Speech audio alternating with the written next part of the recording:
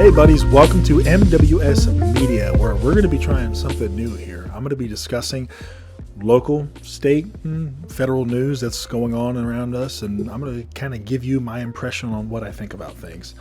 So, it's going to be a fast way of you getting some information if you're on your drive to work, or you're just sitting around the house and you don't want to sit there and read some articles. You just kind of want to listen to somebody else talk about it. So, it'll be me. We'll give it a shot. Let's see how it goes on this new channel. This right here is my amazing dog, Delilah. She is my absolute best friend. I love this dog with my entire heart. She's absolutely amazing. I figured I'd start it out with a good note. So we are going to be discussing about some bad things happening here in Johnson County. A new Whiteland Church Elder, former substitute teacher, arrested for child sex crimes. Bargersville man was arrested on a warrant Tuesday after a child solicitation sting. Nicholas P. Jackson is 39 years old, arrested on a level 4 felony charge of child solicitation and a level 5 felony charge of possession of child pornography with an aggravating factor and a level 6 felony charge of dissemination of matter harmful to minors. I would say all of those charges right there are harmful to minors, but he was wanted as part of the November child solicitation roundup conducted by the Johnson County Sheriff's Office, Franklin Police, Edinburgh Police, and other agencies. However, he was not arrested on November 29th because he didn't go through with the meeting with the minor during the roundup, according to the probable cause affidavit filed by Johnson County Superior Court 3.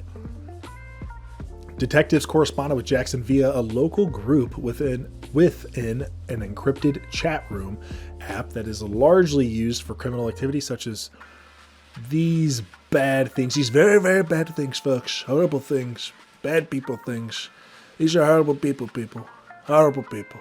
They spoke with him over a series of 3 days, with the third day being when Jackson allegedly had agreed to meet the person that he thought was a 14-year-old girl at a Greenwood apartment. Again, there is no crime in Greenwood. None. Zero. It's what I've been told by the news and by a certain person there. The conversation quickly became lewd, the affidavit shows. Jackson allegedly used his real name in the chat room and presented himself as a happily married church employee and seminary student. He also worked at a new Whiteland church and had previously been a substitute teacher. Although he was not actively working as a substitute teacher at the time of the conversations, he had previously been at several local high schools, including Center Grove and Perry Meridian, said Dwayne Burgess from the Johnson County Sheriff. If you guys don't know who Johnson County Sheriff is, Dwayne Burgess, here he is. This guy right here, he is amazing. I've known him for quite a while. My personal interactions with him, he's always been very respectful, very kind. I have a high regard for him. I really respect this man. He's been doing a lot for Johnson County. I love to see his work. He's been behind a lot of drug stings and child solicitation stings. He is doing great things. He is making our children safer here in Johnson County. Other sheriffs, I'd follow suit with what Sheriff Burgess is doing. Despite detectives making it very clear Jackson was talking to an underage girl, he allegedly didn't care about that. Allegedly sent pictures of himself, including nude photos and a video of a sexual act. He allegedly completed the sexual act while in his office at a church. He allegedly discussed with undercover detectives that he has had a fantasy for high school girls and has asked her to send a photo as well. So the detective obliged in that and sent a picture of a stock photo of a petite woman. After the second day of talking to the girl, the girl asked him to meet her. He agreed to meet up, but on that day, Jackson was allegedly texted that he came to the apartment complex but got nervous and left. Detectives that were working on the case also saw him at the apartment complex that day in a car registered to him. This constitutes an overt action, states the affidavit.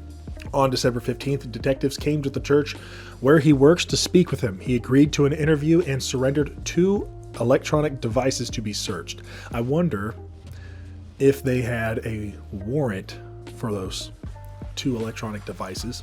He told detectives he is a church elder and he had led Sorry, my left eye is really messed up right now. He led church mission trips to Guatemala, the affidavit states. He allegedly confirmed that he was talking to the girl on the app, but he said he is remorseful and emphasized that he is not addicted to pornography. I'm not understanding the point here where he had to state where he's not addicted to pornography, but he was talking to an underage girl. The problem here is the fact that you were talking to an underage girl. Now, pornography is an issue in and of itself for another episode, for another day. It is a horrible addiction, but that does not negate the issue that you were talking to an underage girl and possibly meeting up with her. He also allegedly confirmed that he had gone to the apartment complex, but he said he was already in the area to drop off a bank deposit for his church. That doesn't make it any better. It does not make it any better.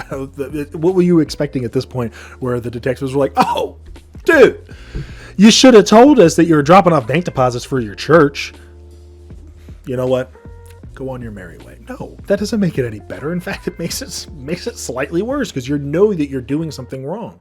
He denied having any other inappropriate relationships with juveniles, but allegedly admitted to looking up child porn between 6 months and a year ago. On his devices, detectives found other photos of Jackson doing sexual acts at his church office dating back to June. They also found 3 porn videos that appeared to depict children under the age of 12.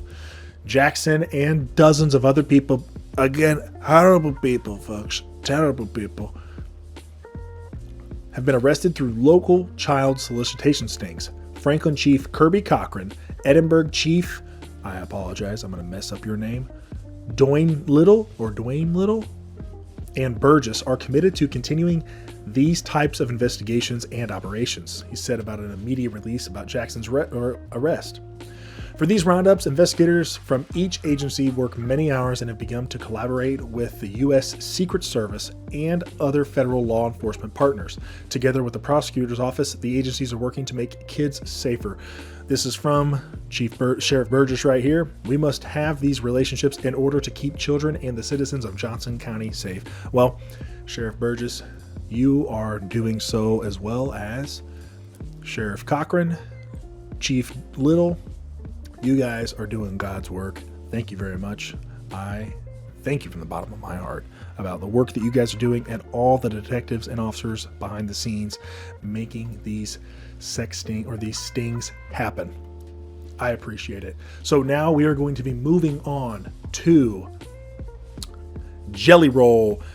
What does this have to do with news going on right now? Country star Jelly Roll delivers a powerful testimony to Congress on the fentanyl crisis. I was a part of the problem, says Jelly Roll. So if you guys don't know who he is, he's a Grammy-nominated country star and rapper. He's got some amazing songs out there. One of the songs, Save Me, goes back to about what he was going through at the time and earlier in his life with drug addiction and selling drugs as well. The entertainer, whose real name is Jason DeFord, spoke about his own life and the drug problems that had led to several convictions and prison sentences, and how his own experiences led him to become an advocate for victims of drug traffickers.